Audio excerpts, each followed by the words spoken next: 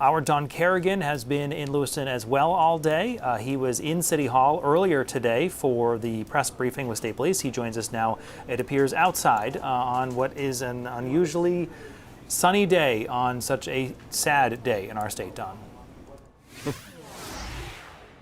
Yes, absolutely, Brian. The sun is a very recent arrival here. It's been kind of cloudy and matched the mood of everyone in this city. Sun just came out, as you can see.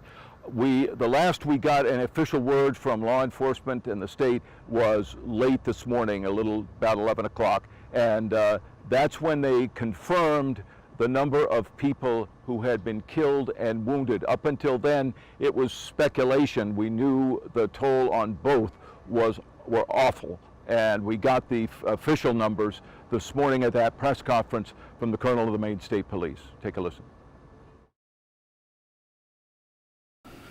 18 people are now deceased at this time. The victims at the just-in-time establishment, 7 people are deceased there, 1 female and 6 males, all from an apparent gunshot wound. Victims at the Schmegley's Billiards, 8 are deceased. 7 males inside the establishment, 1 male outside of the establishment. Again, also apparent gunshot wounds.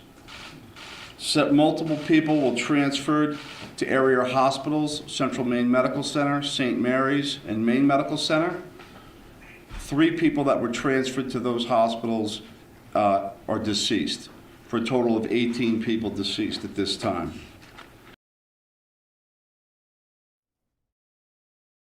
It's a horrific situation that we've never dealt with in Maine before. As I said this morning, we were all shocked by the shooting that happened here, happened in Bowdoin and then in Yarmouth back in April when the man killed his parents and their friends and then shot at people on the highway.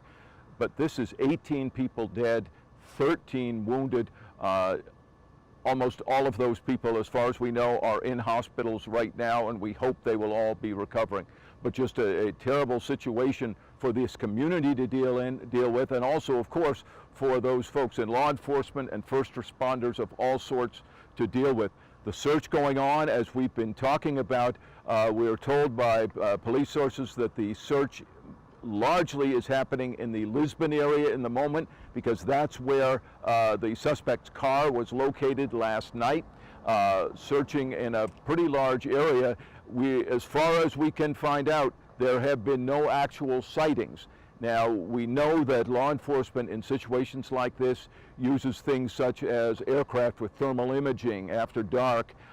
They sometimes have game wardens put game cameras out in the woods or listening devices in wooded areas to listen to see if there's anything. And obviously, they're looking for and dealing with tips. Shannon Moss from the Department of Public Safety says they've gotten hundreds of telephone tips. They have a whole group of police officers from various places chasing those tips down, trying to find out what seems worthwhile to chase, what seems questionable, and trying to dig through and get some kernel of information that would lead them to this suspect.